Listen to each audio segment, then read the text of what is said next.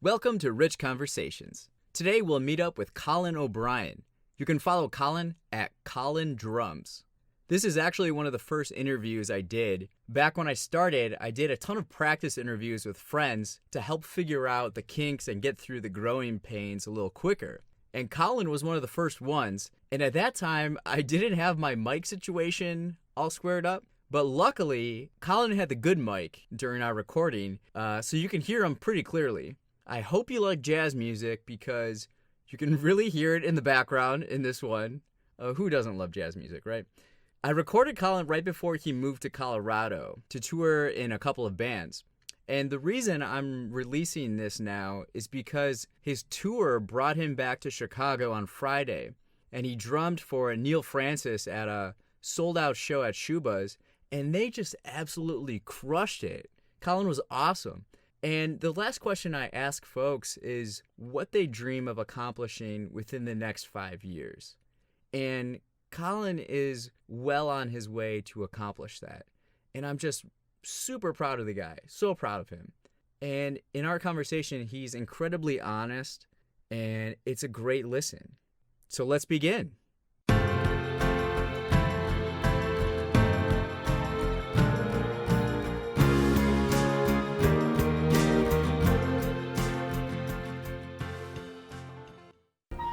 So we got Collin here, Collin O'Brien. Hey, it's great to be here. Thanks for having me. Yeah. So Collin, how long have you lived in Chicago? Rich, I have lived here, let's see, I moved here in September of 2008. Okay. So I think it's safe to say just about 11 years now. 11 years. September 08, okay. It's actually like very nice to be sitting here having a face-to-face conversation. Yeah. I put my phone over to the left, face down. I'm like not gonna look at it, and I unfortunately have two screens up. well, I mean, yeah, you know that's okay. It's not like texting and everything, but yeah, it's liberating in a sense to just be able to talk. Hang out. Yeah, absolutely. Just gonna have a good conversation. So what neighborhood are you in right now? Right now, I'm in Humboldt Park. Okay. I've been there for about 3 years, I want to say, maybe like 2.5, 3. Okay. Then before that, I lived in Westtown, or Ukrainian Village. Okay. Kind of like Erie and Ogden, like right off the Chicago Blue Line. Yeah. That was probably my favorite living situation in the city. Just, I lived with a bunch of friends. My neighbors were some old friends, and we had great house with a nice yard and everything. It was pretty awesome. But I love Humboldt Park a lot. So what's Humboldt like? It's pretty great. My situation is very nice there. I'm living in a house that I used to I actually have been like rehearsing music at for like years and years before I actually moved in. So it was always like the house with the practice space, and a lot of my bands would get together and rehearse there. Eventually a room opened, and I got in there. So I was already like very comfortable with the area and like the house. Oh, sure. And but yeah, we're like a block away from like the actual park. Okay. So having access to that green space has been really nice, and I started like running a lot, in the park, and we'd go over and play basketball, or like set up a hammock, and having like that kind of be our. You can do that. You can just go and set up a hammock. Yeah.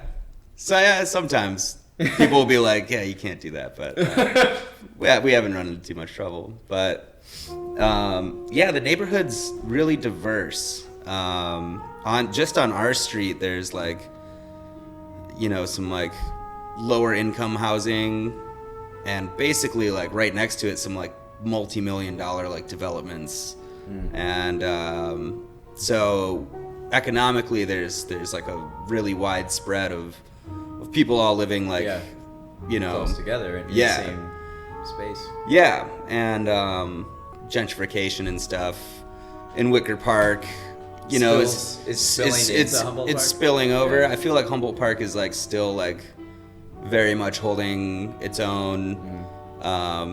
It's predominantly Puerto Rican. It's like the Puerto Rican neighborhood of Chicago.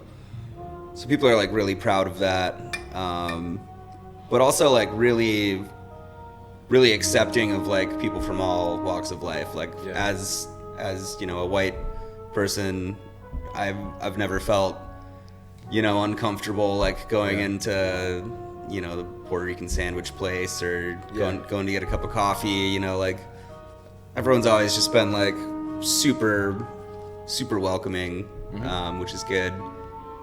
You know, and at the same time, it's like, I guess I try to like do my part to support the local businesses there. Oh, sure. So I have my few spots that I frequent and have some friends at and stuff. Yeah, it's great.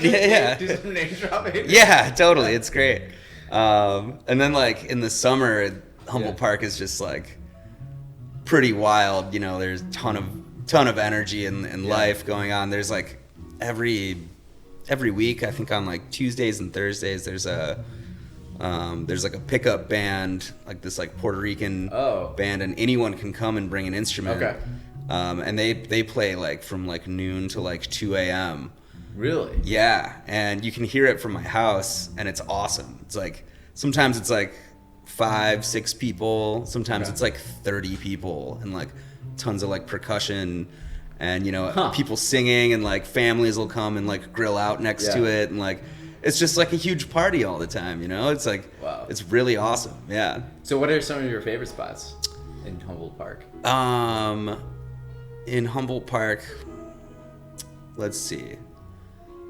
There's this liquor store with a small bar attached. Okay. And it's just called Sandwich Bar. And that's been one of the gems that I've found in Humboldt, because like the bar is so small. You go in, they have like really good like subs and sandwiches and stuff, and they usually have like a really good beer list, and but the bar is so small, basically sits about like 6 or 7 people at the actual bar, and there's a few tables and stuff, but you can go in on any night and you sit at the bar. You like order a sandwich and a drink, and like all of a sudden you'll just be like wrapped up in this conversation with like 6 or 7 strangers that you've never met, and you know, you could be in like a heated debate, or you could be like laughing hysterically, but it's like you're like guaranteed to like make like 5 new friends like every time you go in there, and then you'll see them again. You know, like they all like come back, and because it's more of a spot where, unless you live there, you don't know about it. It's not like a destination for like people don't come from other neighborhoods to be like, oh, we're gonna go to the Sandwich Bar, but it's like it's like a little like hole in the wall, and So it's got to be interesting going there, because like you were saying before, it's Humboldt Park, or the neighborhood it's got all these different types of people. Yeah. So I'm sure that lends itself to having some different types of conversations. Absolutely. Yeah. I've had some like really deep, you know, like socioeconomical or political or you know, just like whatever it is, like it gets like really deep, and like you just like want to sit there and like keep it going, and then all of a sudden they're like, guys, this has been fun, but like we gotta close up, and we're like, oh, you know, but it's been super. That's been super cool. There's another sort of like Puerto Rican cafe called Cafe Collin. I think that's how you say it. Okay. And that's a really good spot. They have like Puerto Rican sandwiches and like burritos and all that stuff, and it's like super cheap, and it's everyone in there is just like so nice. And then like down the road from that, there's like some like super like bougie spots that have opened up that are amazing.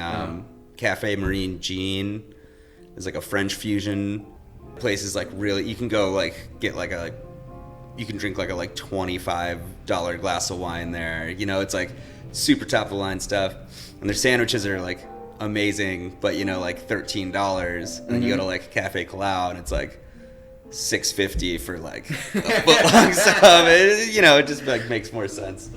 And yeah, it's really good across the board. Another one of my favorite spots in Humboldt is the California Clipper. Yeah, it's this really cool cocktail bar. It's definitely a super retro vibe. Yeah. Kind of like almost like speakeasy-ish. You know, like it's all like red lighting. There's these like cool booths. It's really dark. But they have like amazing jazz music like almost every night of the week. So basically any night you go, you're gonna hear like some of like just the most killing jazz musicians in Chicago. I sort of call it like the Green Mill Light. You know, it's yeah, it's like they're getting people that are like.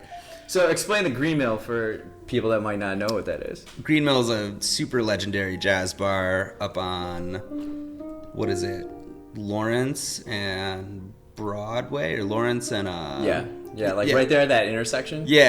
Like right near like the Riviera and the Aragon, you know, big venues. But Green Mill is like a legendary jazz bar. Al Capone used to go there and frequent. There's actually a there's like a trap door to like a hidden like escape. Wow. Where if he was in trouble there, he would like go in the bathroom and like pull this trap door and like go out through the basement and come out on the other side of the street. Yeah, it's there's some history there, but Green Mill's great. It's open till 4. The amazing jazz all the time. So the Clipper is like much smaller, definitely not as popular, but definitely like a gem of Humboldt Park. But this is like a more relaxed, more chill. Yeah, it's just like smaller. Green Mill. I mean, the Green Mill now is sort of like a, you know, if you're coming to Chicago to hear music, it's kind of like a main attraction for tourists and stuff, which is awesome because it's held up over the years. Yeah. The Clipper is sort of like, if you like know what's going on and like the scene, you know, like as a tourist, you're not gonna come in and be like, oh, like the Clipper's where it's at. But But if you're kind of in the know, you're like, the Clipper's where it's at. Yeah. So if you have an open day, like say an open Saturday, how would you choose to spend it? It's so tough. It's tough because usually I don't have an open Saturday, so I haven't had. So you should be able to imagine. Yeah, I know. What that would be like. I know. Well, it's bad because lately I've been just like working and like gigging so much that. Usually, so explain kind of like what you do. Well, I played drums. I'm a musician, and then I also work at Lincoln Station, and I bartend and serve there. And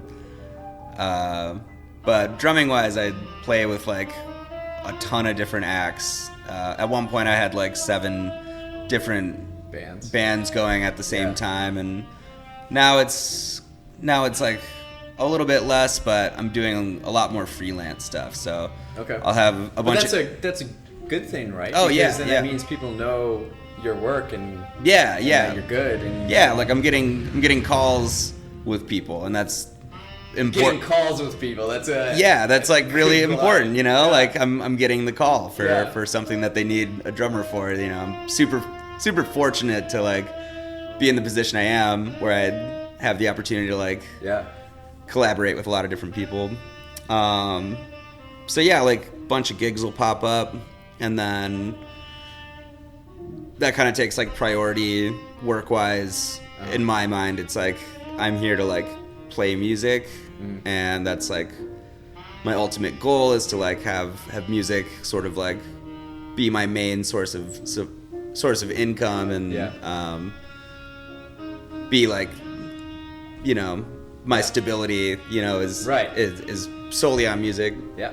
But there's not a ton of money in music, especially if you don't want to play in wedding bands. Like, I don't want to play in wedding bands. A lot of people do that and get really burnt out and depressed because they're just playing a bunch of cover songs, and sort of the creativity and the reason they started. Numbs the creativity. Yeah.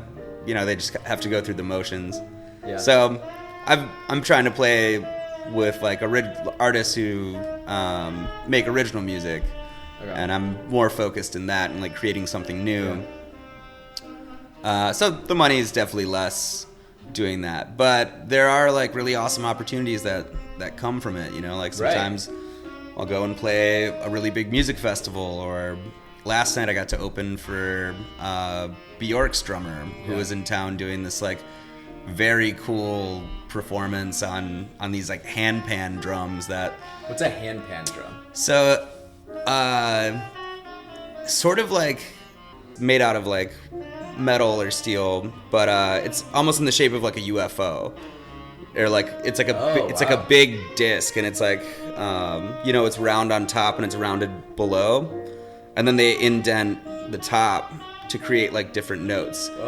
And it has this really wild sound. You play it very lightly with like your fingertips, and there's like all these different notes and tones and different ways that you play it. He had 4 of them all around him, and was like creating just like wild soundscapes with it. Well, yeah, to bring it back to what I would do on a free Saturday night.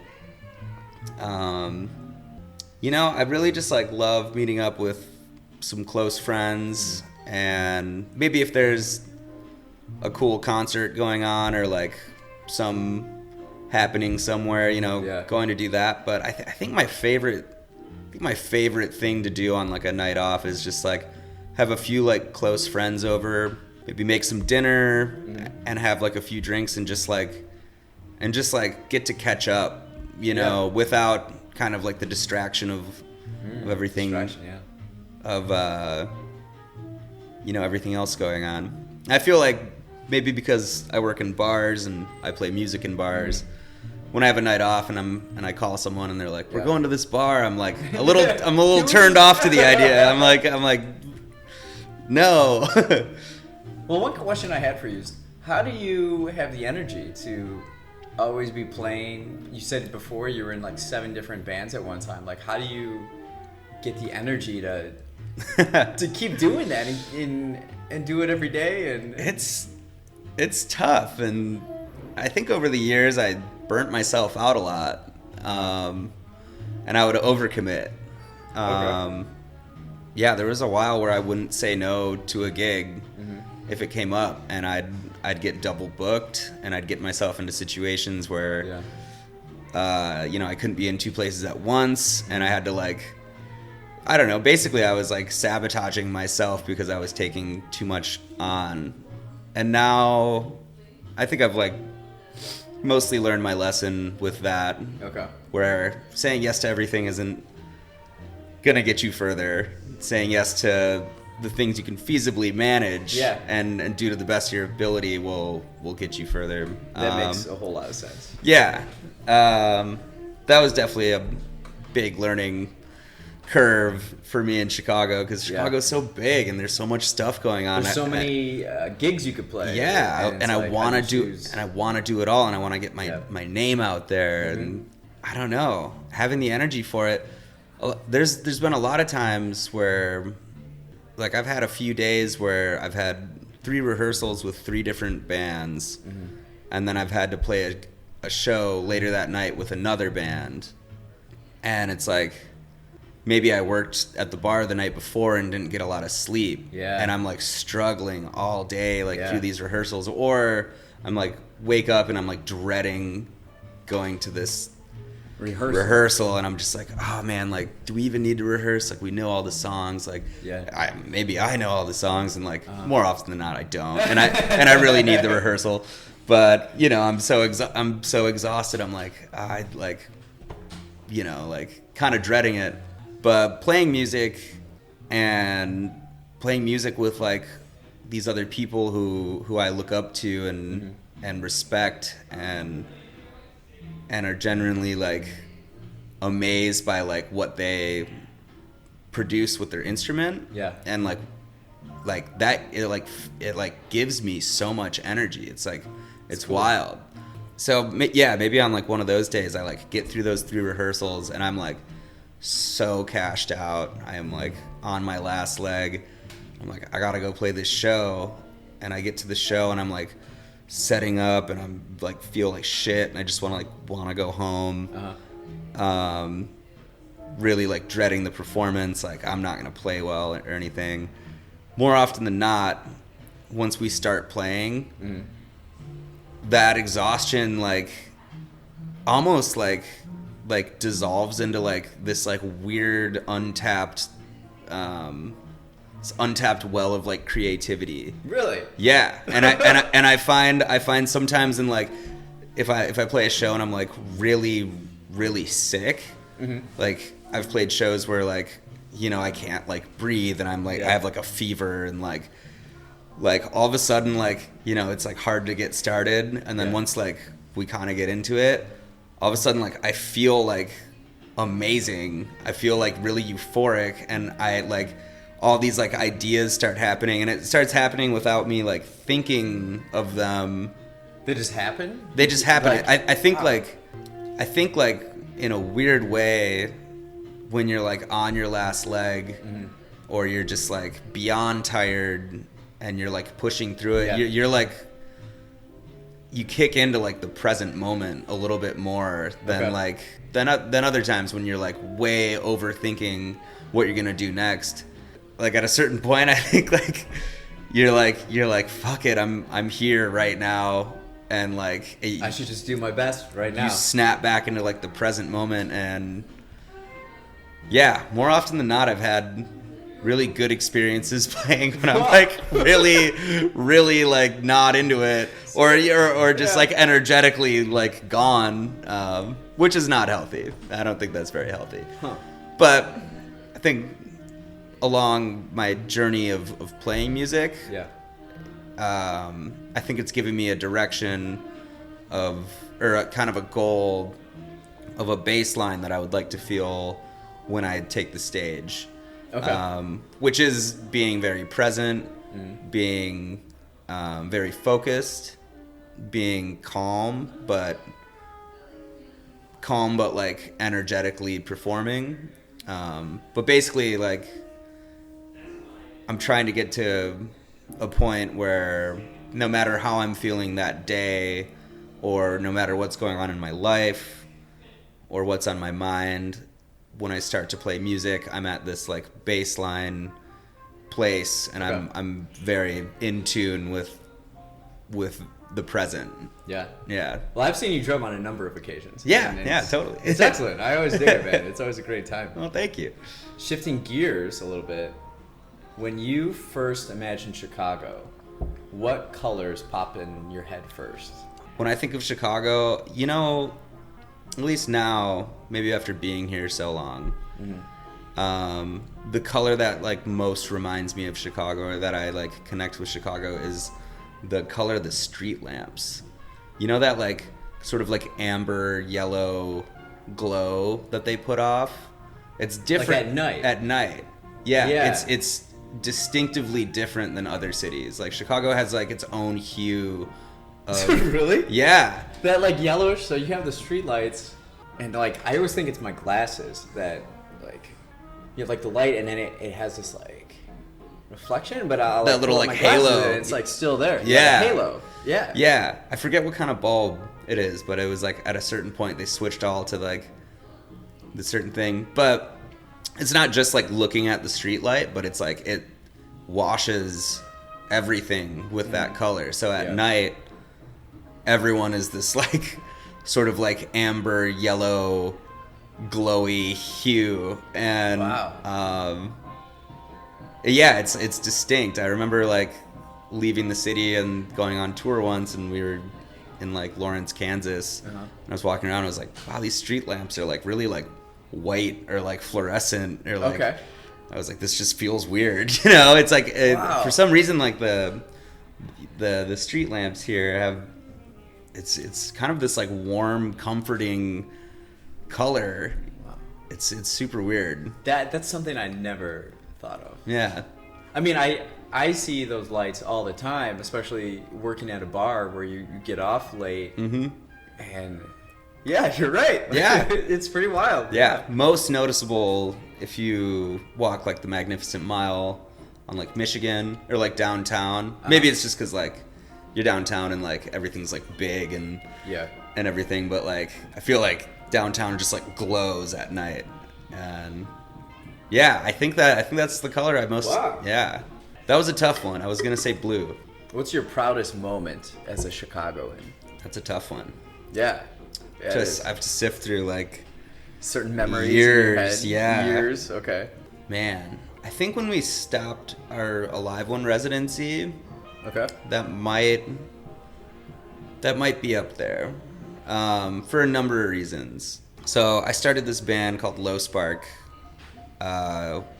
in college, or in the very tail end of my short-lived college career, and I wanted to like start a band that was like expressive and free, but also like was composed. So I guess I started a band by improvising with different people a lot, and from improvising we solidified ideas and like wrote these songs and everything.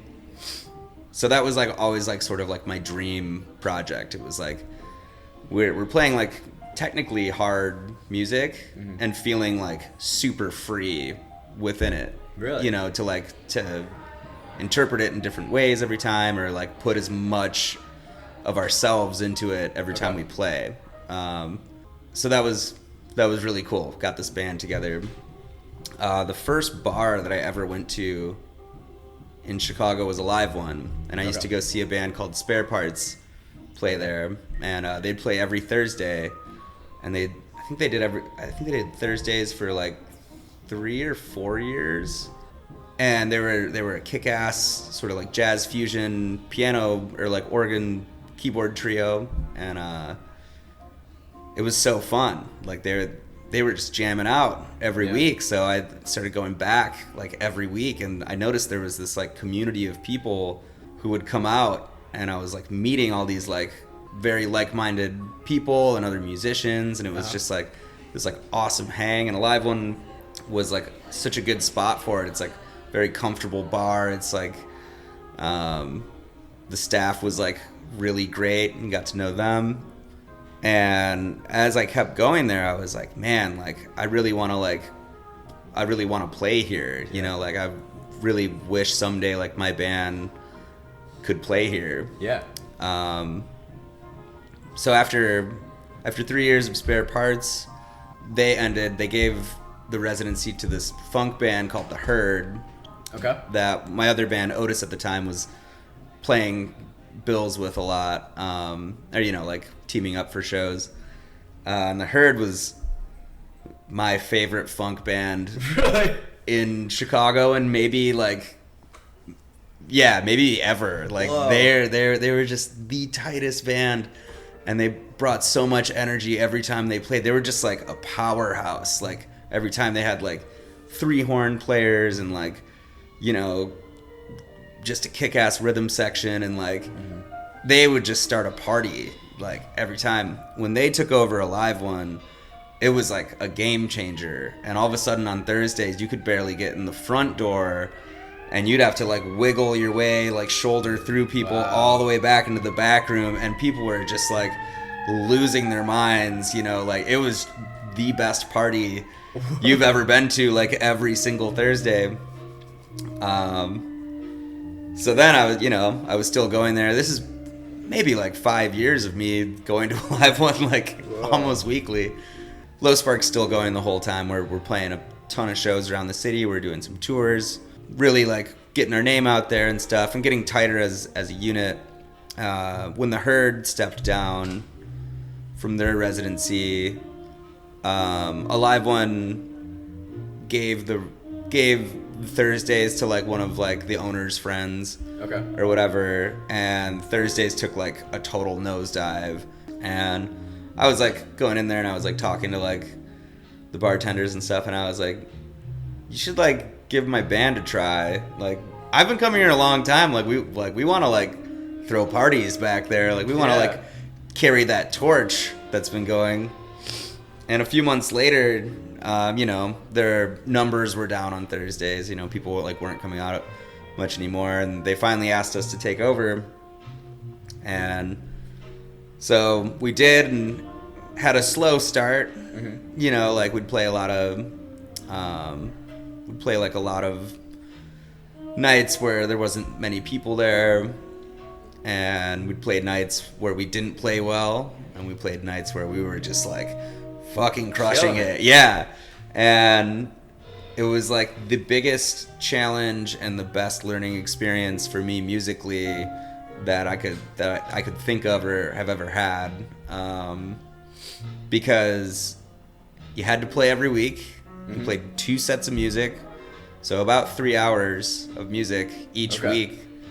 And for us, we wanted to like keep set lists pretty fresh and like throw a bunch of new songs.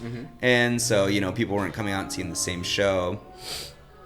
And it was just like this incredible sort of test to like, can you just like be in the zone and perform to the best of your ability every single week and like keep for 3 hours, you know?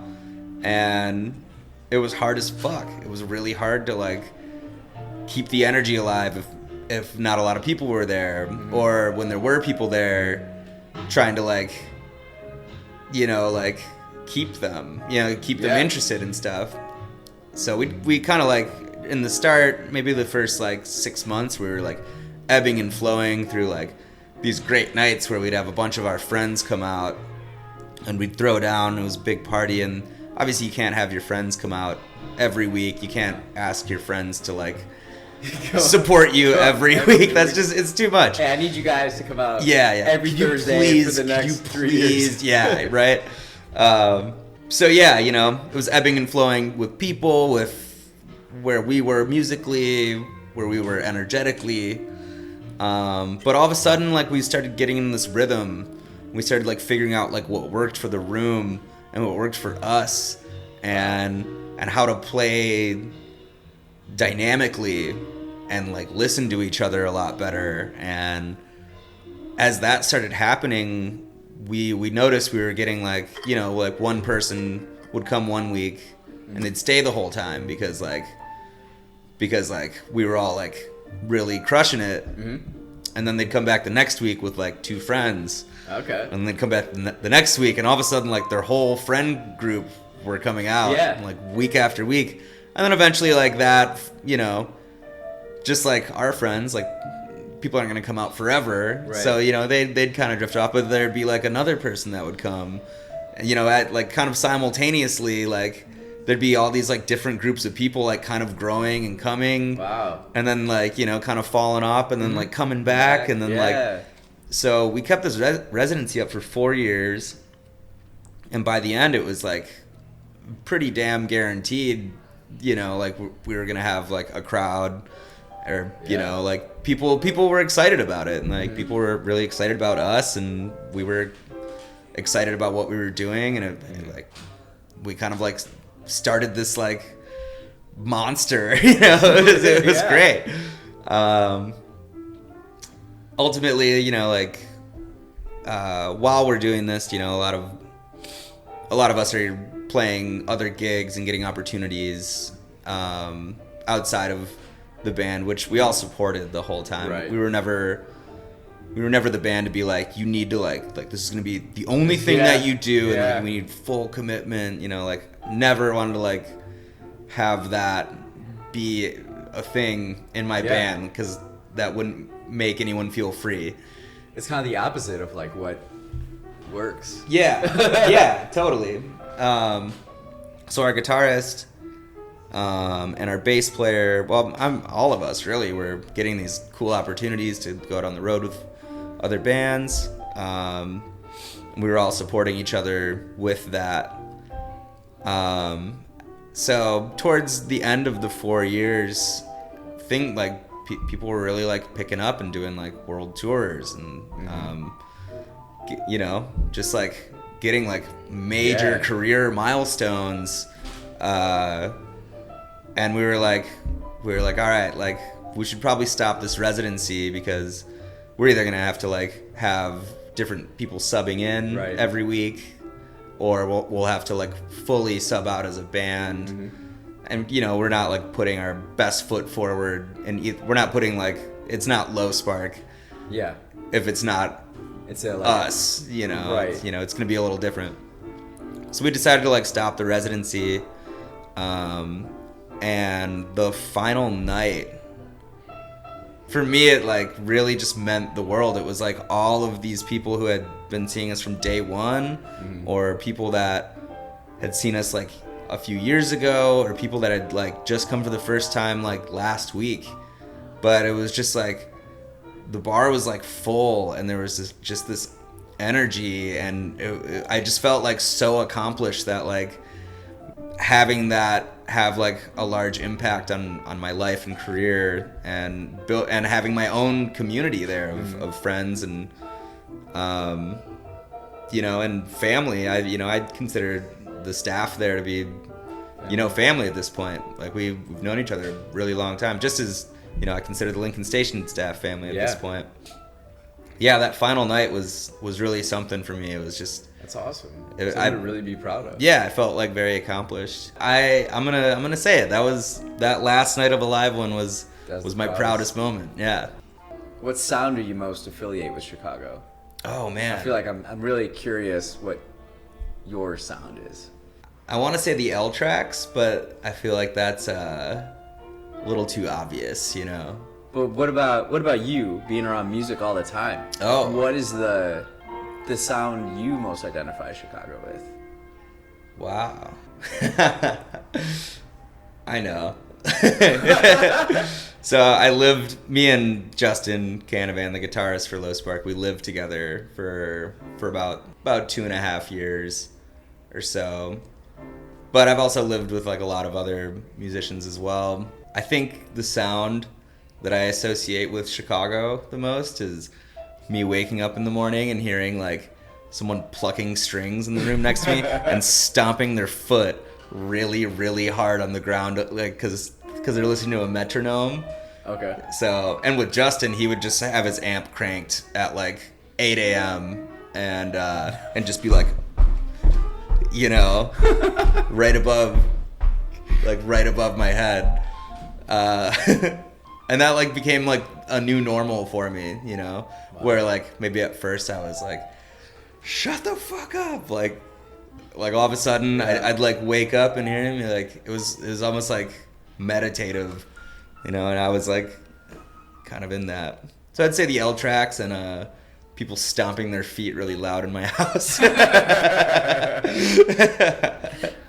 If you were given secret information that Chicago were to be destroyed in 1 week, what's one quality you would choose to keep to rebuild the city? I'd keep this, I don't know how to word this, but there's some weird camaraderie with people who live here, and we have like really tough winters, and I think everyone kind of goes through this like seasonal depression, and everyone kind of like goes a little fucking crazy in the winter because you don't see the sun for a long time, and you go outside and it's like icy and the wind is so intense that it physically hurts to like commute and be outside. And I feel like we all go through that together. We have this like sort of camaraderie and this understanding of each other and everyone's sort of like struggles.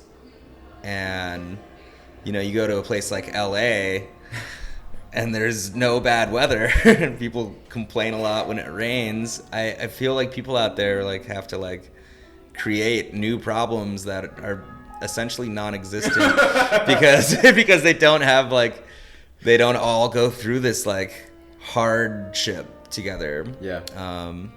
And yeah, I mean, people here come from like all different walks of life, all different economical levels. But those first nice days, like after winter, like when the sun's out and it's like finally warm enough to like wear a t-shirt and you walk outside and like your neighbors who like you might not have talked to or seen all winter are just like, yo, what's up? It is beautiful out.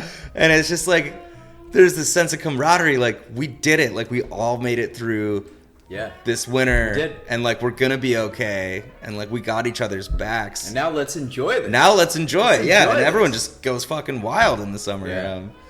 I would keep that that sense of camaraderie, you know, and kind of like the love for your neighbor, whoever they are. Yeah. I feel like that's a little bit lost in some other places, and I'd say in the music scene especially, I've talked to people who live and play music in a lot of other places. I don't know if there's another. Oh man, I'm gonna get sad now because I don't know if there's many other places with such a supportive music scene. Like here, it's we all like really work together. We all like collaborate. We all like want each other to get that better gig and to be the best player that they can be and to really like thrive in their like career. And like most musicians I know are so willing to like come help you on a gig or like you know, help you write music or like be so willing to like get together and like talk about the craft and give good advice, you know, that's coming from like a genuine place. And I've had mentors here, you know, who are just incredible, you know, have like really like, you know, I was just some idiot kid who was like super excited about music, but they like took time to talk to me and like to give me like really solid advice. There's like a camaraderie in that, and I think, you know, in the music scene, but I feel like that's, you know, kind of like a focused, condensed version of the larger camaraderie that Chicago has as you know, for all people. On the flip side of that, what's one thing you would do to improve the city? Oh man. Yeah, I mean, there's a lot we could do. I'm glad you mentioned that. I was waiting for that, yes. I would love to see attention given to the rougher, struggling and poor neighborhoods of Chicago. I'd love to see resources allocated to help improve the lives of people who are like really, really struggling here, you know, as far as like schools go, or maybe just like programs for kids to like keep them off the streets, some positive influence that's sustainable to like help change this sort of like cyclical you know, incarceration of people in poverty. I feel like there's so much here, and maybe everywhere, with like wage gaps and going on, but I feel like there's so much that's keeping people in poverty there, and there's so much that's like making them take like such large hurdles to like improve their situation and for their lives. And in Chicago, as beautiful of a city as it is very segregated. Very segregated in that regard, you know. Like there's like extremely nice parts, and then like a few blocks over there's like people who are just like really, really struggling. I mean, as you know, probably better than anyone. You can with Chicago, it has it all. It has the best ups and it has the lowest downs. The lowest lows, for sure. Yeah, would love for the city to allocate Try funds. to balance it a little bit. To allocate funds a little more evenly, instead of like building another multi-million or billion-dollar whatever, throw it into the infrastructure in the south side or in the west side. Like, give something back, you know. So when people learn you're from Chicago, how do they respond, and kind of what's your reaction? Some people are like, wow, that's so cool. Like, oh, Chicago is awesome. Like, that's so awesome. And then other, you know, more uninformed people are like, wow, I'm surprised you haven't been shot yet. You know, and they like they grab to this like stigma of all the negative aspects of the city. I don't know, I've had different reactions kind of across the board. I think mostly pretty positive though. I think most people are like, that's really cool, Chicago's a cool place. So when you're feeling overwhelmed or you need a mental escape, but you can't leave the city, where do you typically go to clear your mind? Yeah, this is a good one. I definitely walk in Humboldt Park a little bit, but I don't think that's really where I go to like clear my mind, because it still feels like my house because I like live right there.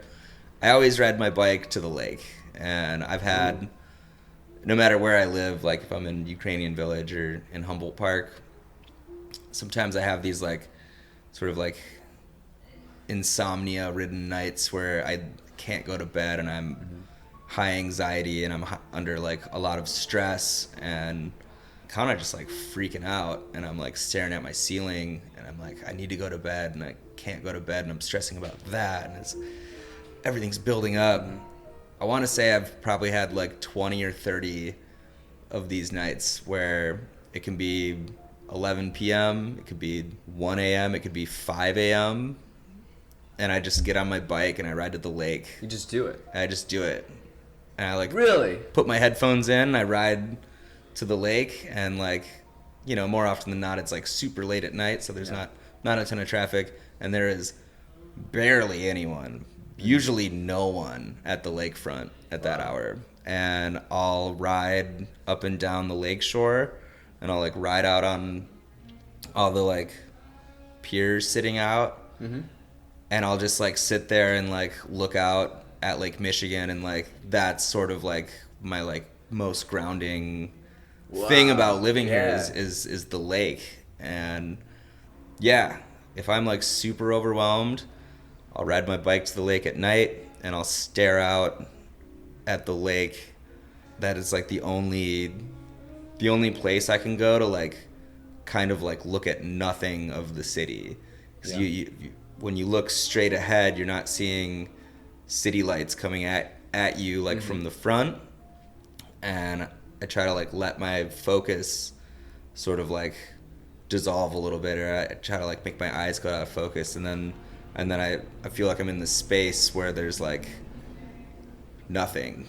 And some of those moments have been some of my most like special moments I think I've had in the city. Like you've come out focused, more focused, like fresh. feeling a little like liberated. There was one time I was going through, you know, some rough personal stuff, like a, you know, pretty rocky breakup, and I was like really depressed, and you know, probably, I don't know, I was like going through some like very heavy shit, some stuff, I you know, even like contemplating like suicide sometimes. Not to make it super dark, but to be honest, you know, I'm sitting at my house like, maybe I should just fucking die, because I'm a piece of shit, and you know, like, and then I got on my bike and I rode to the lake, and this one night in particular, it was really warm, and the water was really warm, and it was like 4:30 in the morning, and I just like stripped down to my underwear, and I like went swimming, not like far out, but I like went underwater, and I like just like laid in the lake and had like the waves wash over me, and then I just like got out, and I like sat on the pier and just like, you know, waited to like dry off, and I rode my bike home, and I just like the wind like going through my hair, like I just felt like so alive. Again, I just had this like renewed appreciation for life, and I was like, it's gonna be okay. Like, not only that, but it's gonna be amazing. It's gonna be fucking awesome. So then, within the past 5 years of living here, what personal realization has improved your outlook on life the most? Wow. I think knowing that I can't make everyone happy, and being okay with that.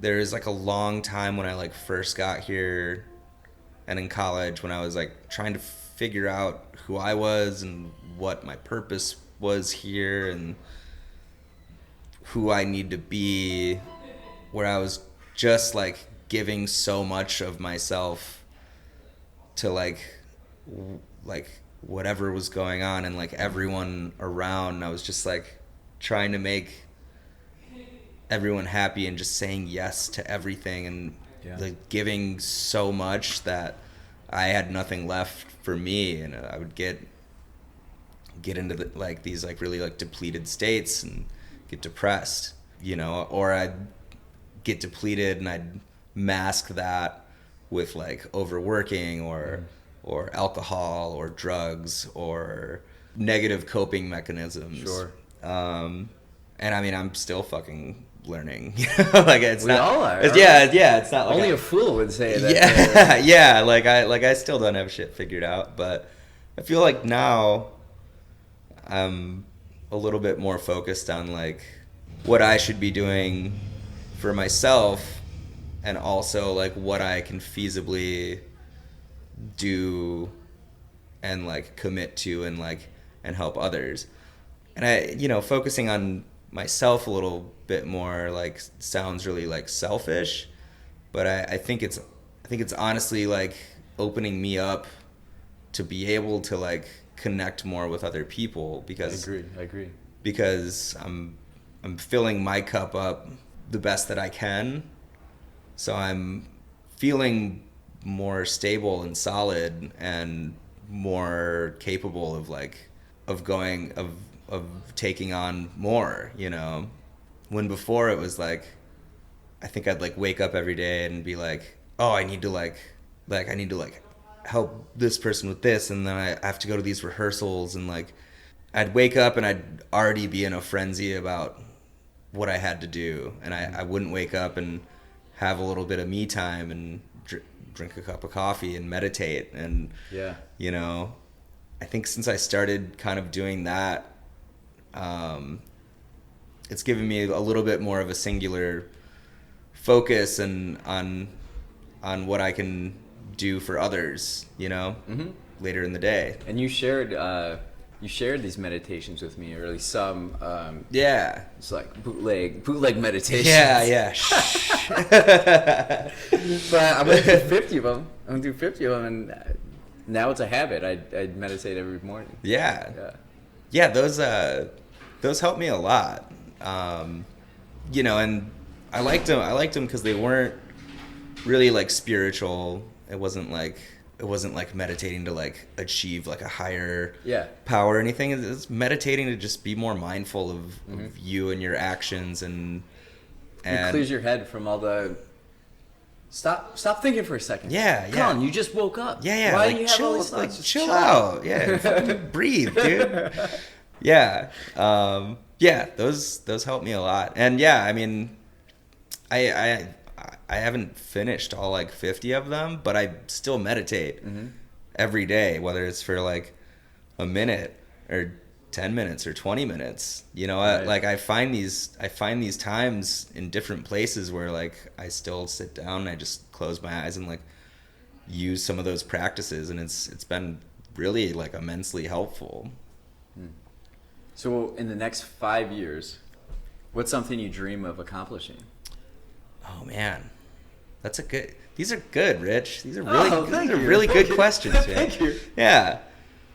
I want to be a part of a band or musical project that tours or gets to travel to another continent. I think that's a super large goal of mine, just because I mean, I love traveling. You know, I love traveling, but it would be a large accomplishment because music's like my dream and like the thing I love to do, for that to be my ticket to travel someplace I've never been. To be like the reason why you're traveling is because you're doing something that you love and you put all this time and effort into. That's a pretty heavy goal of mine for sure. I've been fortunate enough to like play all around the US at different points in my life and career, and I'm super thankful of that. So yeah, I think the next step is play a show in another country, have that be my ticket to travel a little bit.